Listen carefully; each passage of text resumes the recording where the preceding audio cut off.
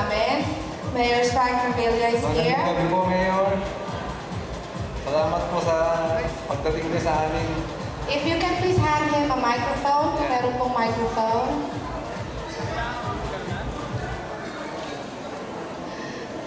At pasalamat po tayo sa kanya. Kahit po birthday po ng kanyang daddy, nandito po siya. Maraming salamat po sa inyo. Sa pagdalo po ninyo sa amin.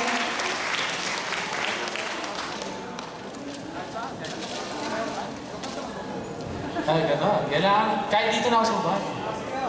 Okay lang Pwede po. ko kayo samahan dyan sa bahay. Please lang po. Yes, it Ha? will be my pleasure.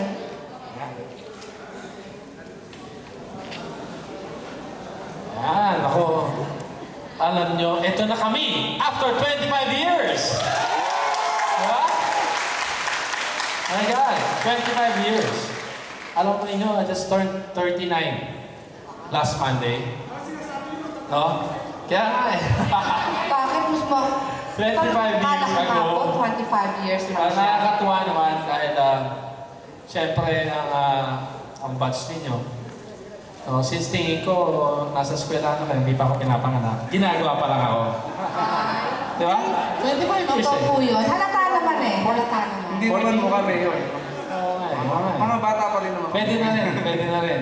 Anyway, syempre bago ako magsimula, gusto kong dahil syempre ang ating principal, si Eugenia Blanco, pakipalakpakan natin, mga teachers natin. Thank you, ma'am. Syempre po ang ating Pangulo, si Mr. Benji Enriquez. Right. Thank you, Bridget.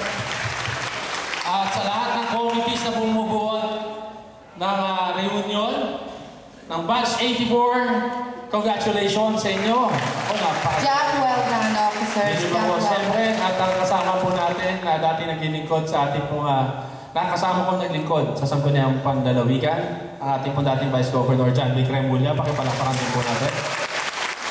Welcome po. Napakahirap ito, merong ganitong, merong mga camera at lalo na yung merong ilaw. Yan po ang aking kinatatakutan. Kaya kung hindi ako nag-artista. No? At siyempre sa lahat ng ating mga nagbabataan o Bata pa po. mga Yung iba batang isip. batang isip na rin. Okay. Sa inyo pong lahat, magandang gabi. Alam po ninyo, on the way na po na pumunta ako dito, pinababalik ako ni Senator Bong at saka ng aming pong ama.